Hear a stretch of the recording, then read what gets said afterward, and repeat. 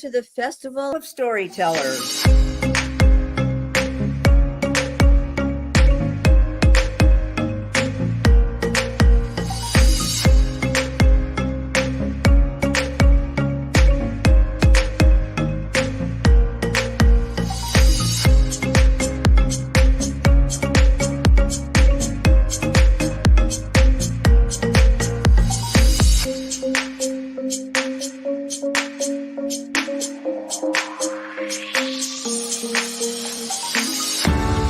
I can't tell you how excited I am to be on right now.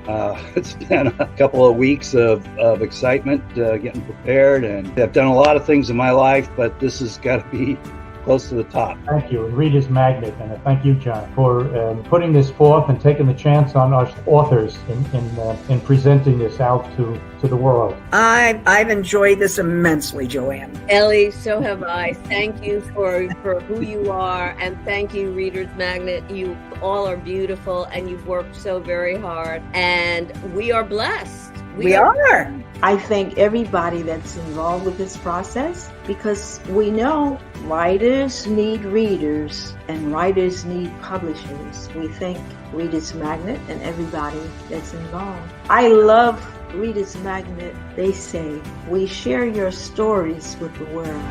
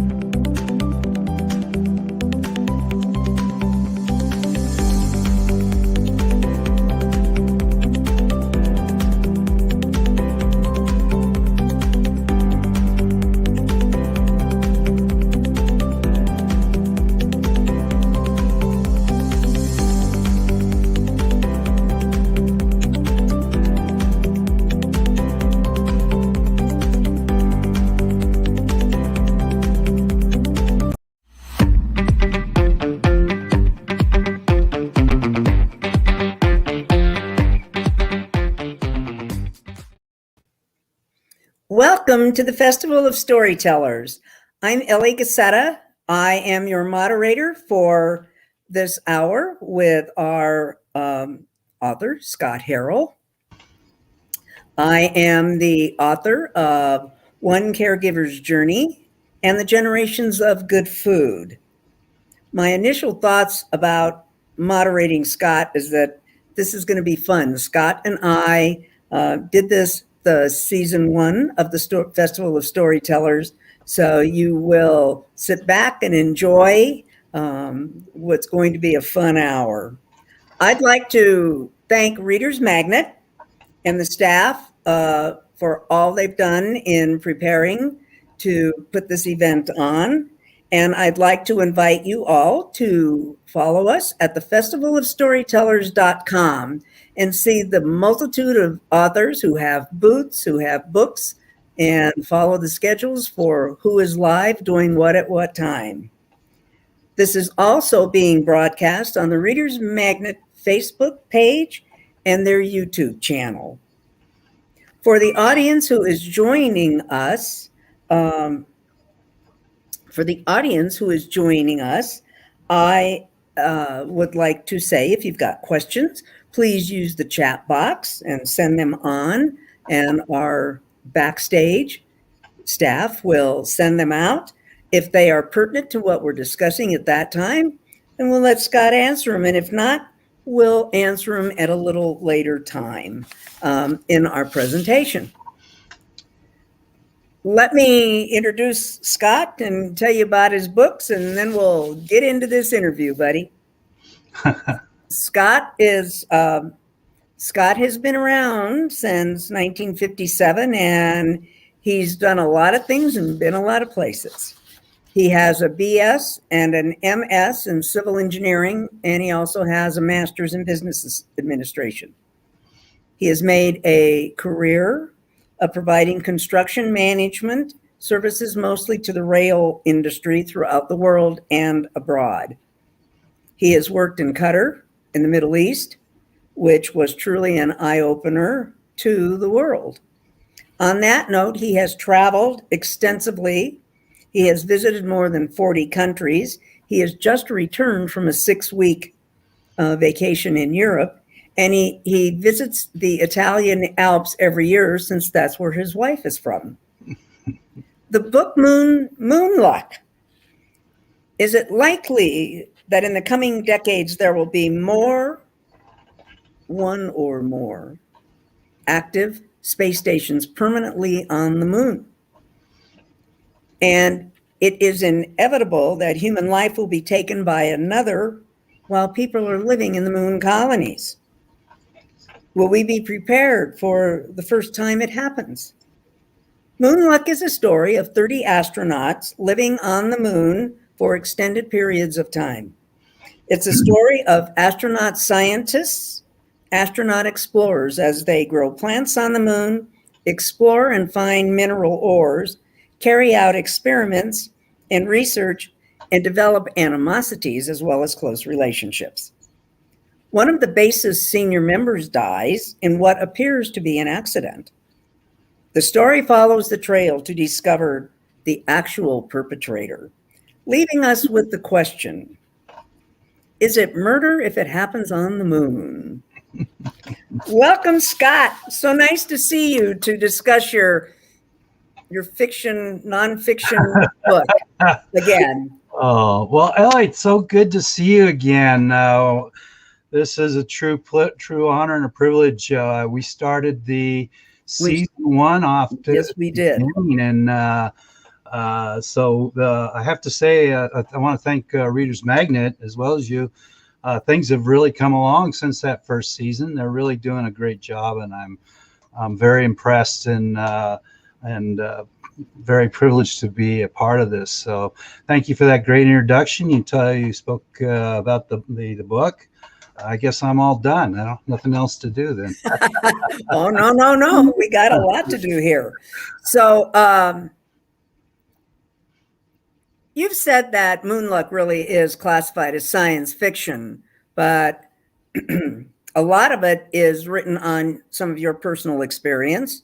And so some of it is nonfiction. So tell me about how you got to science fiction, because there's not a lot of fiction about science. Well, that's a very good leading question, because I've been telling people while it is classified as science fiction because it's in the future, there's nothing fiction about the science whatsoever. I did an extensive amount of research plus a little background of my own, and all I did was apply what is known today. To be honest with you, flat out honest, we have the technology and capability to be on the moon. Today, we have that technology, or pretty close. We will be on the moon, in my opinion, in 10 years. Other factors keep us from getting there right now. We can talk about those later if you want, but as for the science, NASA and the other space agencies around the world, they're up to speed. They're ready to go, and it's just a matter of putting it all together. And it's not just governments anymore. Look at what SpaceX has done just recently. I wrote this book about 2 years ago, anticipating that SpaceX and Blue Origin would be teaming up with the United States and with the European Space Agency to get on the moon, and I see that happening. They're showing that they have that capability, commercial interest to get to the moon, and that's pretty much what it's going to take, I think, to get there. So Moonluck involves characters from around the world. Yes. Elaborate to me on how you were able to depict the characters from Europe and China with such apparent confidence.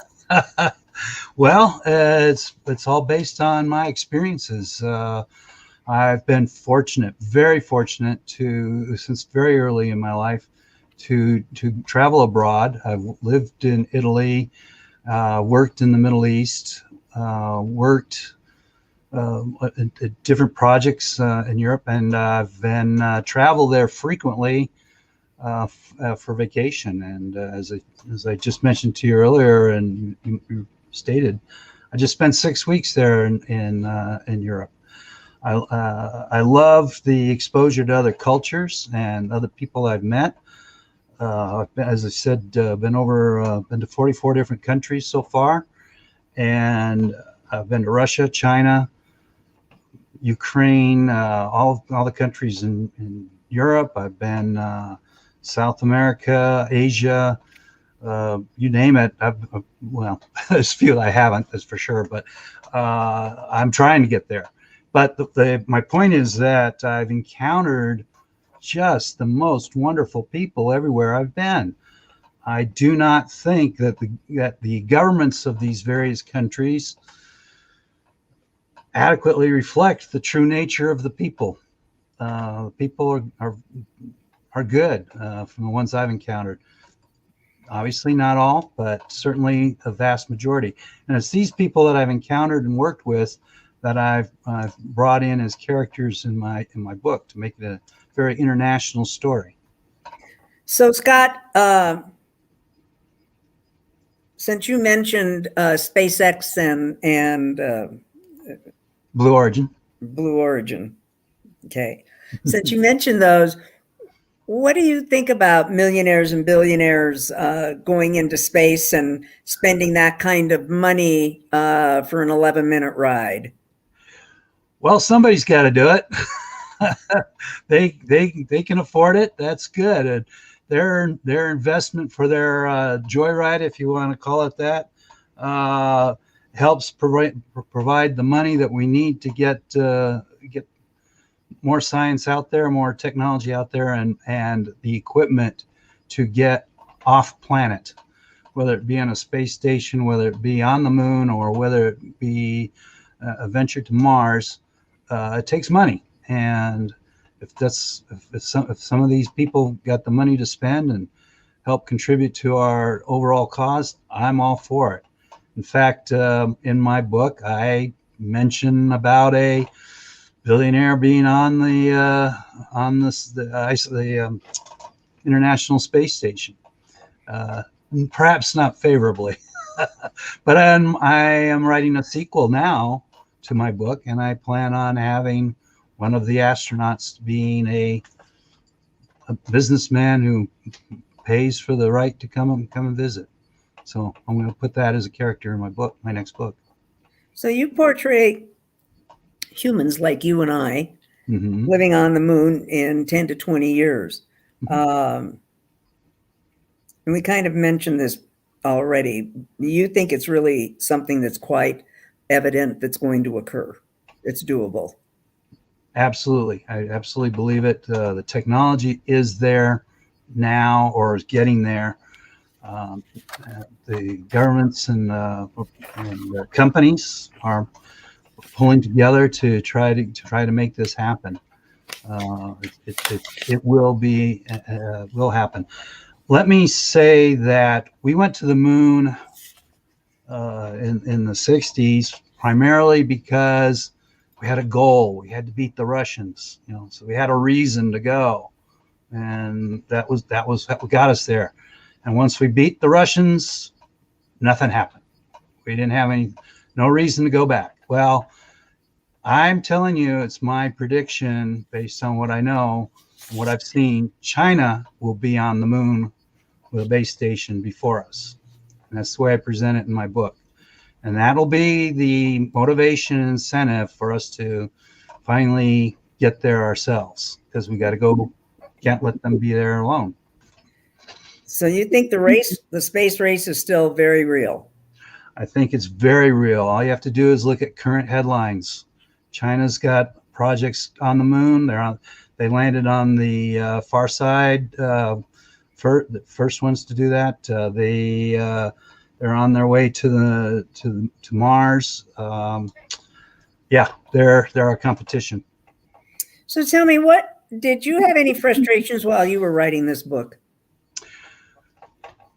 I had frustrations in the research aspect of it. It was my goal to reflect current and or projected knowledge, technological knowledge, legal aspects, such as what happens if somebody does get killed on the moon.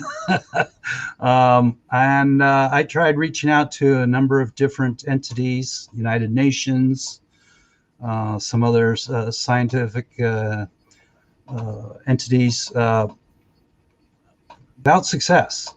Really? Really. Nope, they would not reach back to me, and that was unfortunate. But in one case, which turned out to be unfortunate, is I did a lot of research on growing plants on the moon, and that's another whole subject area, and being essential, by the way, for sustainable life on the moon or elsewhere. I found incredible research performed by a woman who worked for NASA and worked for several universities, and I tried so very hard to reach her, never got through. And then I finally reached a colleague of hers who did a little checking and found out that, quite sadly, she had passed away. So you couldn't get a hold of her either? I couldn't get a hold of her, but I gave her due credit, acknowledgement in the front of my book. And had nobody replaced her for those that knowledge that you could find? I can't answer that question. At that point, by the time I found that out, I had sufficient knowledge to complete my story. I don't spend a lot of time on growing plants on the moon. It's boring for a lot of people, but I do put it into cover it in one or two chapters in a manner that I hope is interesting to people.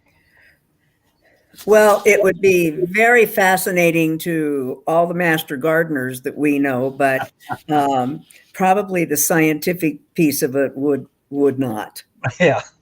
Well, the gardeners might, and I'll throw this out, philodendron, the species of philodendron, which a lot of people grow in their homes. Right. It's at the top of NASA's list of 19 species of plants that will be used to be grown on the moon or even on space stations. For the primary reason is not only it's not only a plant that's prolific in generating oxygen, but it also detoxifies the air. It cleans the air of just the toxins that humans produce just by existing. So they're very, very beneficial plants here on Earth and certainly in space. Wow. You portray the Chinese astronauts as taconauts, is that right? Taekwonauts. That's an I, excuse me. Yeah. And you portray them very favorably in your book. Given what we're learning about the Chinese treatment of the Uyghurs? The Uyghurs. Mm-hmm.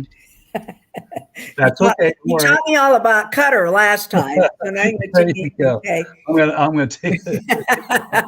and the other political actions that we see right now coming out of China, is it a fair portrayal, knowing that on the one hand, it's super, and on the other hand, not so much? Yeah, I absolutely do, because again, as I mentioned earlier, governments don't necessarily reflect the true nature of people. And there are some wonderful, intelligent, bright, motivated people in all countries and in China. And these are the people that are going to see their group, their ethnic group, going to space, going to the moon, funded perhaps by the efforts of the Chinese government, but of course, but these are the people that drive it and want to, and they're good people. They will be out there wanting to do good, and just like anybody else we've encountered. This is a reflection of my experience in working in other countries and with other people. So right from the beginning of this book, Yes, you tell your readers that it will take 6 seconds for communications to get from the Earth to the moon and back. Is that accurate? And can we do better? Are we doing better? Have we done better in the 2 years since you wrote the book? well, that very good question. Initially, it will take 6 seconds, because it will never get better than 3.5 seconds.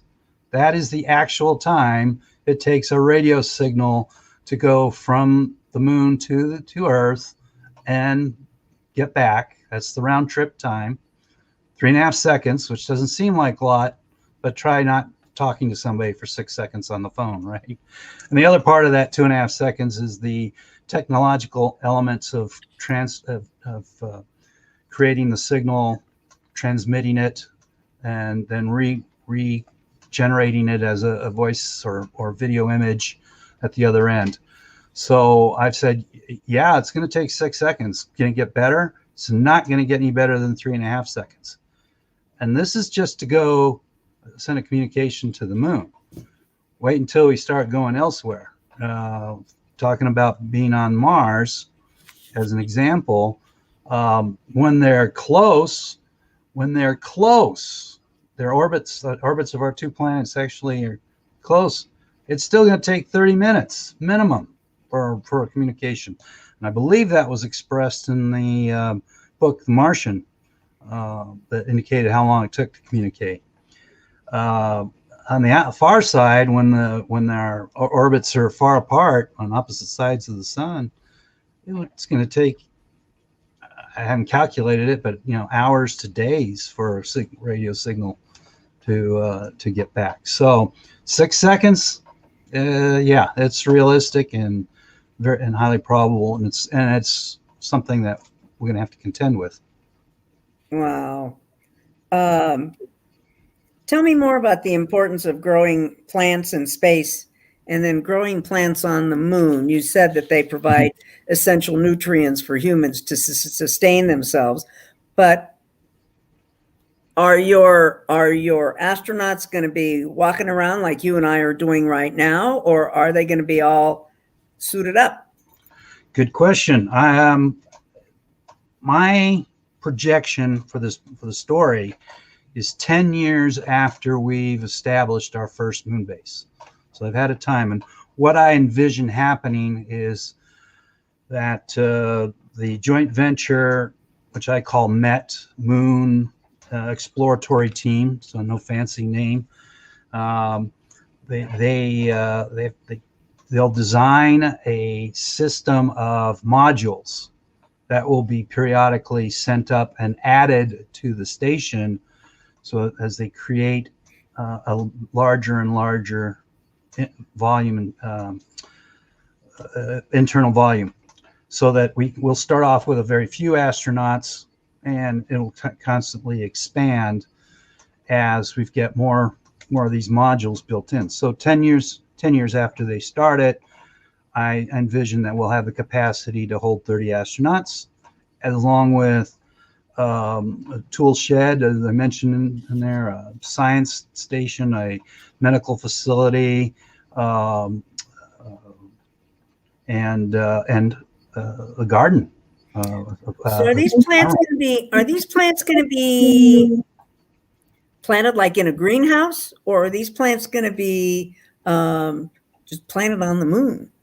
They will not be on the surface. And somebody asked me that question earlier. No atmosphere, nothing will support. We don't know that anything exists alive on the surface of the moon for the total lack of oxygen. Certainly none of our plants that live on our Earth would survive under a no atmosphere situation. Yeah, they'd have to be on somewhere contained inside the station. One of the modules will be dedicated to just growing plants, and their purpose, as I said, their primary purpose will be to generate oxygen, because mechanically generating is a costly and risky process that could always falter. This will be helps produce oxygen, just like it happens here on Earth, and it will clean the air. So this absolutely, we will be seeing plants as a critical element of a sustainable system on in space or on the moon. One of the other things I did I speculate a little bit. There was some uncertainty about it. Was that some plants, without being impeded by gravity, might grow more voluminously, more taller, larger, without being held back by the forces of gravity. That's a little bit of speculation on my part, but there was some indication that might be the case in some of the research I found. So you think if they took simple house plants like philodendrons and what we have, ferns and what we grow in the house, would they have them both inside and outside the station? No, absolutely not outside. Okay, so everything's going to be indoors. Inside, yes. Everything's going to be indoors. So then when they go out, then they're still going to be suited up. When they venture out, yes, there'll be a process of exiting. A two-door system. It's what think of it just like a submarine. Although submarine, if you're going out into the water, it's a two-step process. You have to suit up, deal with the depressurization or repressurization, and then you step out into the surface of the moon. So we have a question that says that it does make sense that for the plants to thrive. Mm-hmm. Scott, what do you think food and water will be like for the human beings on the moon? I mean, will they transport their water and their food as they do now when they go to the International Space Station? To a large extent, and certainly initially, absolutely. But there's water on the moon. There is capability, and part of the story is sending out explorer rovers to go extract water from near the poles of the moon. But we don't know if it's potable. You just make it potable. If it's water, it's water. It's in fact, it should be better than my speculation, better than water on Earth, because there's been nothing to contaminate it but minerals, and that you can easily clean out. So there's no bacteria or anything on any water on the moon. But the other thing about water too is not just for drinking, which is the obvious thing, but water will also be a source of energy, of fuel. Breaking it down to hydrogen, oxygen. So there's many purposes for water that will be used when water's extracted from the moon's surface. So let's remind all of our viewers that this is a science fiction that's based on nonfiction science. Correct. Absolutely. I did my best to make this as real as possible. So let's talk about Mars, since it takes how many years does it take for a satellite to get from Cape Canaveral or one of the other military Whatever. bases, Launching. how long does it take to get when they're launched? And then do you see people going to Mars as well? I mean, what will they be like by the time they get there? It's funny you should ask. That's although my sequel takes place on the moon. I have a little portion of which some of the crew members from my first book will actually be part of a crew that goes to Mars. And you're kind of trying to put me on the spot a little bit, but I believe when the Earth and the Moon are at their closest, it would still take close to 6 months to get there. Wow. So that's a lot of. Somebody can check me on that, but I believe that's a lot of sustenance in a very small space. It's a lot of what? I'm sorry. I said that's a lot of sustenance.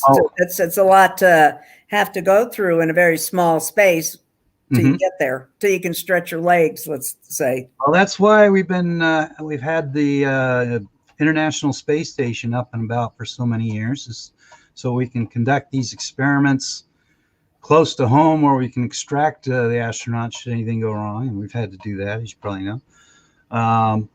But that's the preamble before of actually going to the moon or going to Mars is what's it going to take to how long?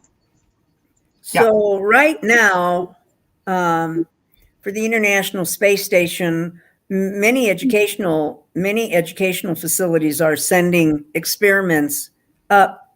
I know right here where I am, the University of Colorado, we have Martin Marietta is here, and they are sending the news. The news is always talking about a module took off to go to the International Space Station, and it has student experiments, or it has.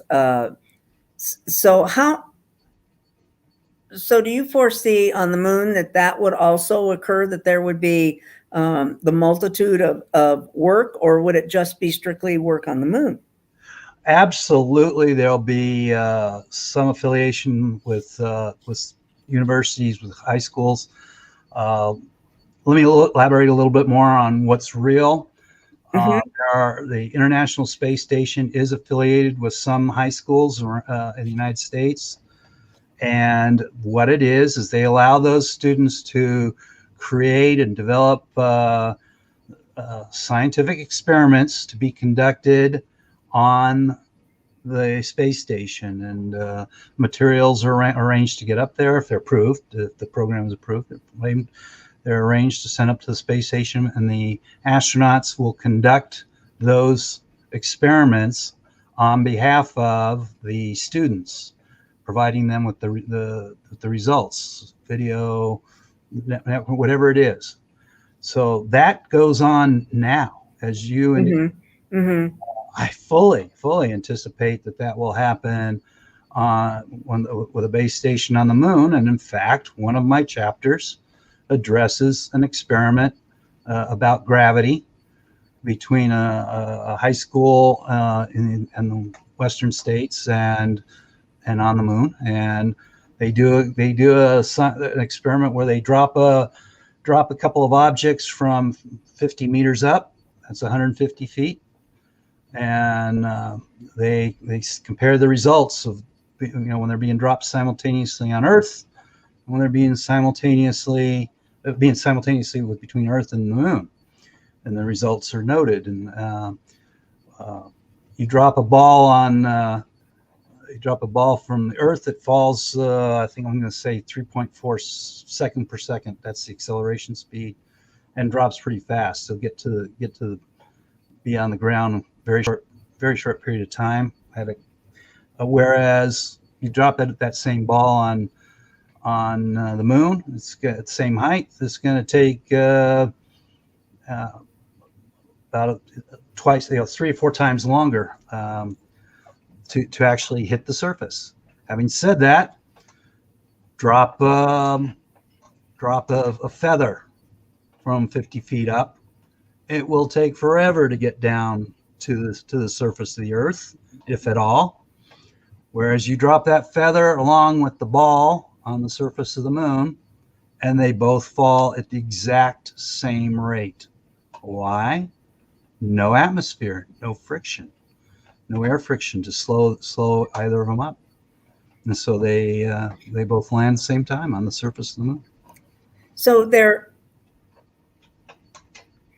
I'm not a scientist, obviously. Well, let me address just that one little point. I went to great extents to write about this in a manner that anyone would appreciate. Well, I understand that. Mm-hmm. Scott, is what about the gravity on the moon? Is there gravity? Oh yeah. It's about 1/6 of what it is here on really? On Earth. Yeah, about 1/6. Yeah. Oh yeah, absolutely, definitely have gravity. Everything has gravity. It's just to what magnitude. So would people be able to walk without? So will they need? Well, you've seen Buzz Aldrin walk on the moon already. I was just going to say, yes. What was it? One small step for mankind.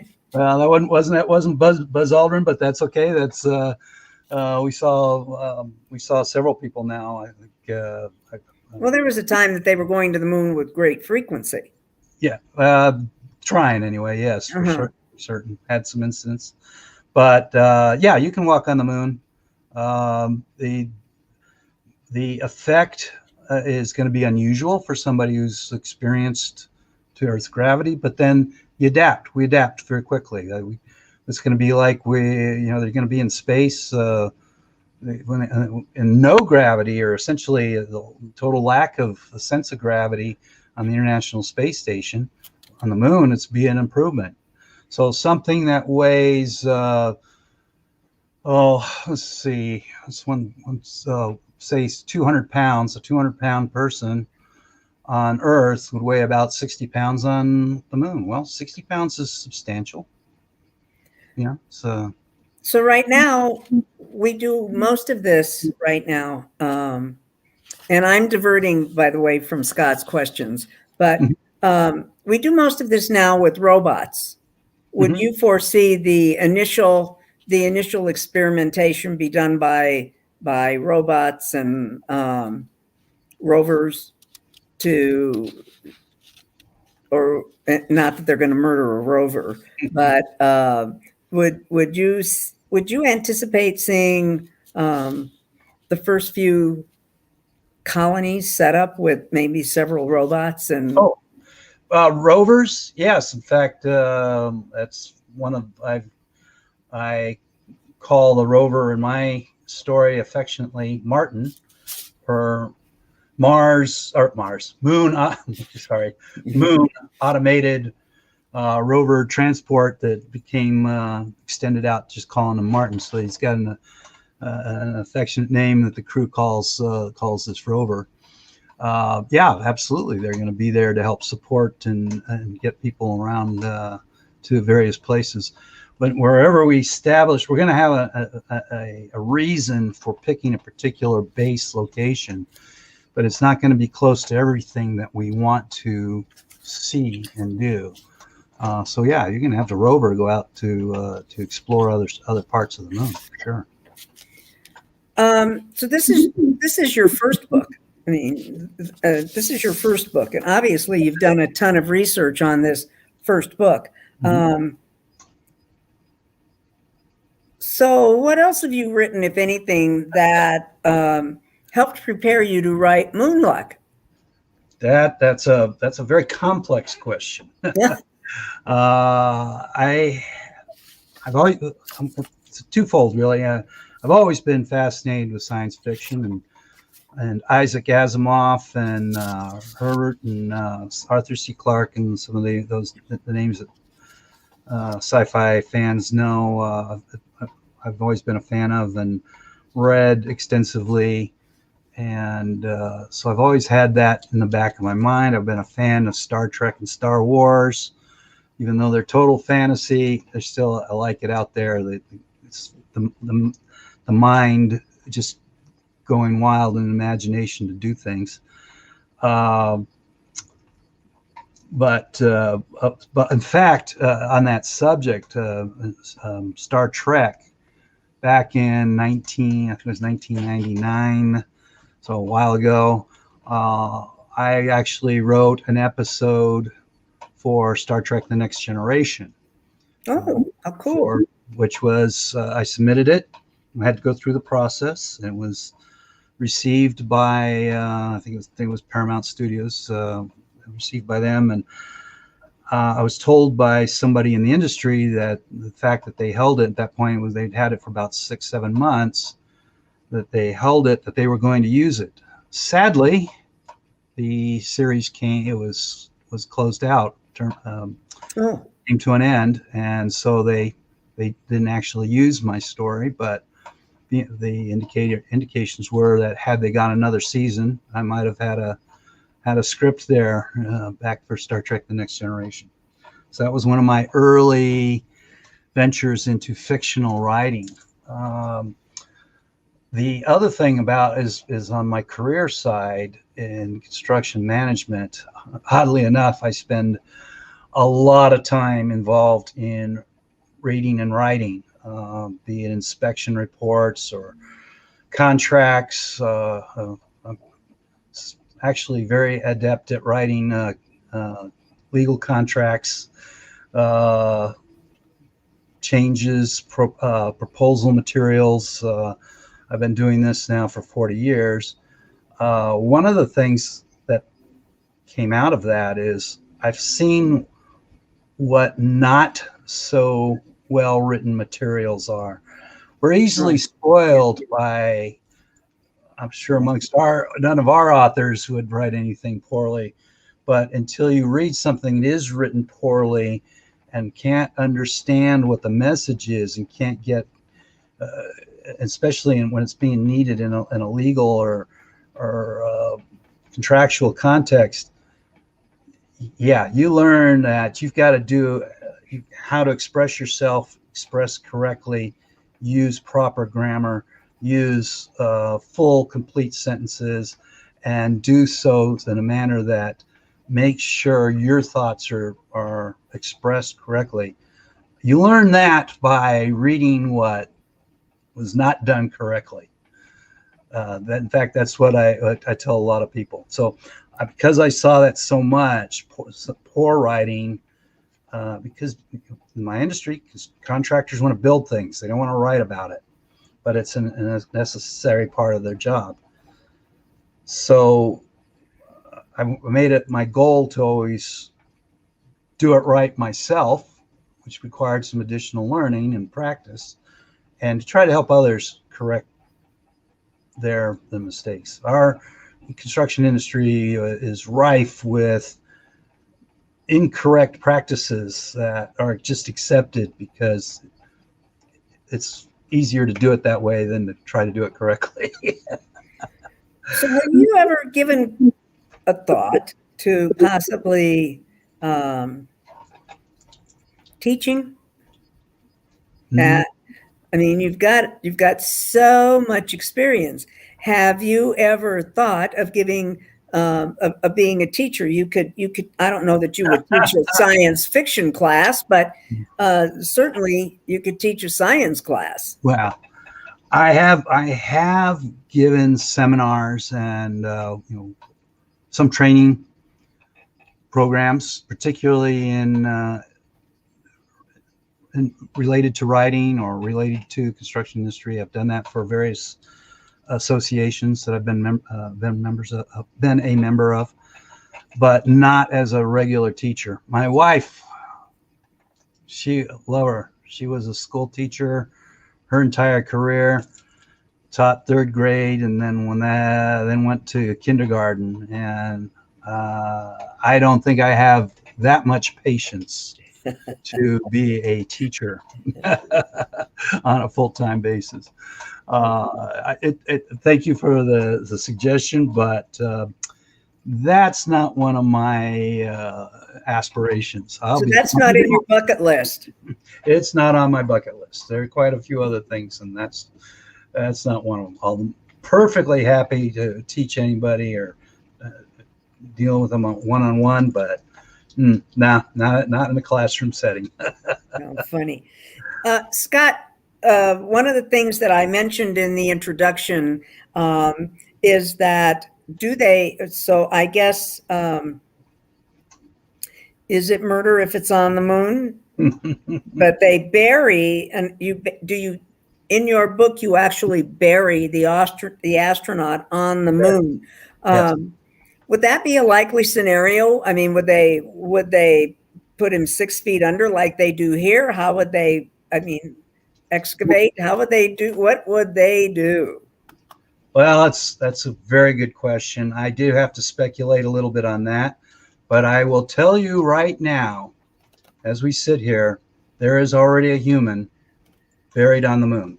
Really? I don't recall his name, but they're the remains, cremated remains of a scientist who had dedicated his life to NASA. His remains were taken to and placed on the moon at I think it was at his wish and desire. So we already have a human Could have on to the be. moon, buried on the moon. Granted, now that was cremated, and for a full body being placed on the moon, I don't see why it can't be done. It probably won't be done in a normal fashion. It'll probably be, some sort of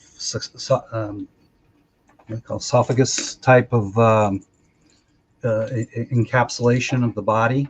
Probably would be necessary, but it's not going to deteriorate. Not like on Earth.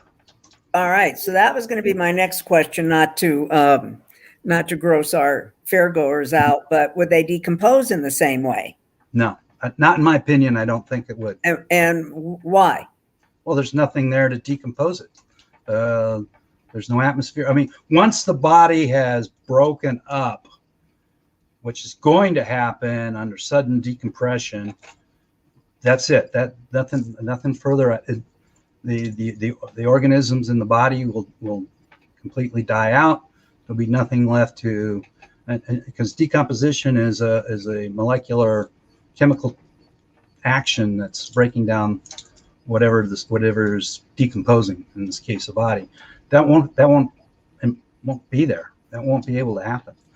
Plus, another concept occurs to me because I'm aware of something else that's going on the moon. They would probably not want the body that it was open. They would probably want it totally encapsulated for the sole reason they don't want any sort of contamination whatsoever, at least not initially. And I say that because there was an Israeli rover landed on the moon, and apparently was trying to do some experiments and may have ejected some life material, and they're kind of wondering what's going to happen. I read this about a little over a year ago, so that puts a twist on it. We may have already brought life to the moon. Wow. So you've said you're kind of working on a sequel. Is there any plan to maybe make a trilogy and have your third one go to Mars? Oh, one step at a time, please. As I said, in my sequel, there is a side story of people going to Mars, but it's not the main story. So will give me a chance to talk a little bit about the science of going to Mars. But a third one, let's get the second one out first. Is it a similar story? Is it a similar story about colonies of astronauts and my sequel? Yes. Oh yeah, absolutely. It's a continuation of the same base stations there 2 years later, and in fact, there will be a third base station. And my speculation, that third station is a joint venture between the countries of Israel and India. Wow. Yeah. And I may be off on that because, believe it or not, United Arab Emirates is already doing exploration work in space now. So I should probably give them due credit at some point. So do you see the United States maybe I should question this, form this in a different question. Are the United States and Russia we are sharing the space station at times, are we not? But currently, yes. Uh-huh. Do you see us sharing any of your colonies on the moon? You think they'll be living in or cohabitating, not necessarily in the same areas, but will there be like an international group of colonies, and they will all maybe work towards the same goal? Well, in fact, my story is an international colony Right. venture. It's already, but it's of Europe and United States and potentially some others. But and even the Chinese are bringing Japanese astronauts, scientists to their station. So I'm showing a diversity, an ethnic diversity or country diversity, if you want, already in all sides. Russia, that's a good question. That could result in some political backlash, so I may not answer that directly. But you're not going to get any political backlash from Reader's Magnet. So not from Reader's Magnet, but you never know. But I don't see Russia being a major contributor down the line. Do you think they'll do their own thing? No. You think they're going to get out of the space race? I think they're going to get out of the space race, or at best, they might, as you suggest, offer astronauts for other programs. But I don't see Russia affording the cost of a space program down the line. China's. That's just my opinion. Well, I could see China, but I would have thought that Russia would not have wanted to be left behind. Again, that's I have my rationale. I'll refrain for the moment. Yes. Okay. We have a little additional time before I have to wrap up. So, okay. Is there anything else you'd like to talk about? Well, I think we've covered the important aspects, that this is an international story. Oh, I will do this. I've had a couple of reviews. Did you see that chat that just come through? It says, "How are you not living in a space-themed house?" Yeah, how come you're living in a normal house? You're such a brilliant man. And people are, and I would assume that would probably not go over very well with Mama. It is an interesting topic to our fairgoers.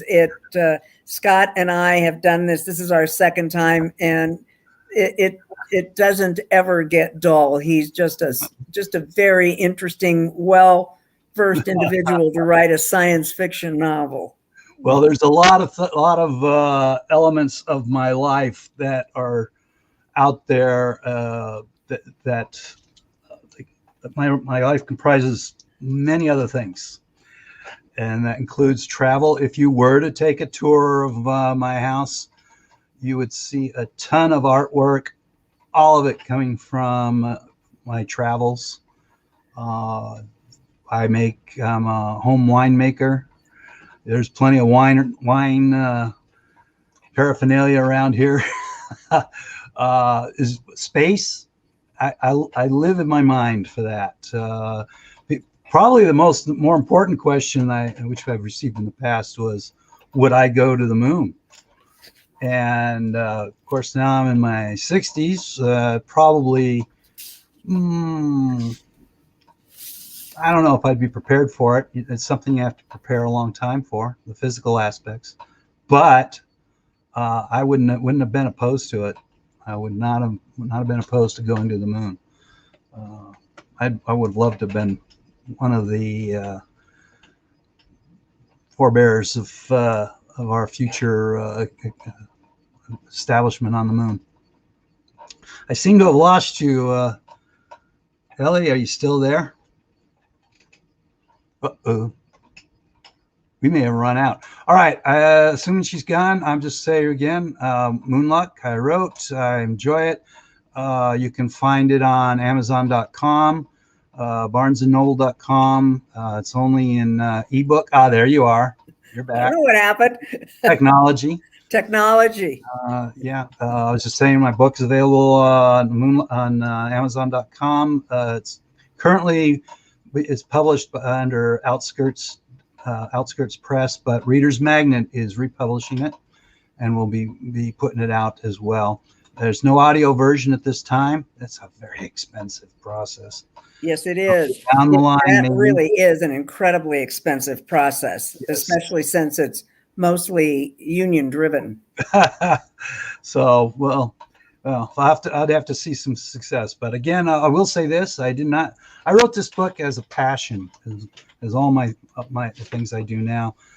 Since I retire, I don't carry a business card now. I carry a passion card that talks about the things I do, which is, as I said, make wine, write, and travel. And those are my highlights. And I enjoy it. I'm enjoying life. People say, "What am I going to do? What was I going to do after I retire?" I'll be busy for the next 30 years for sure. Well, I'm going to maybe try to wrap up a bit, and Okay. Feel free to pop in if you want, Scott. We've spent the last hour with Scott Harral, who's the author of Moonluck.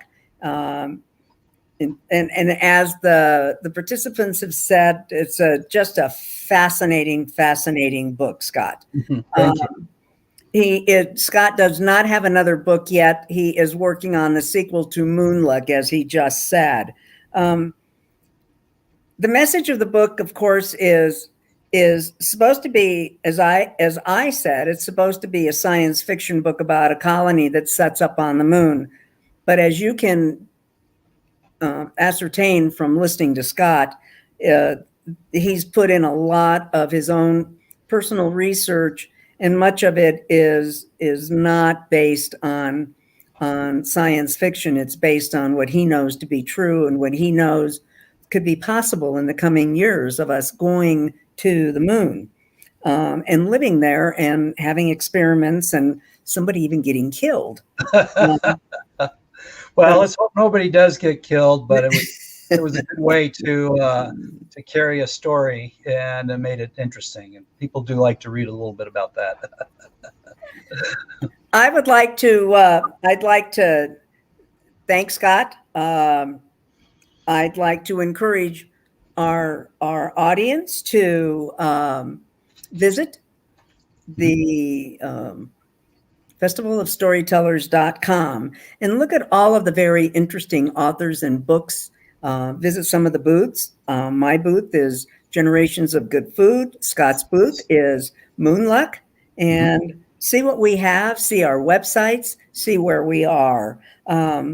And again, thank you so much, Reader's Magnet, for allowing us the opportunities to participate in these events. It is indeed just a wonderful time. And what I would say is Reader's Magnet mantra is, we share your stories with the world. With that, bye for now. Thank you, Scott. Thank you. It was good talking to you again. You too. Bye-bye. Bye-bye.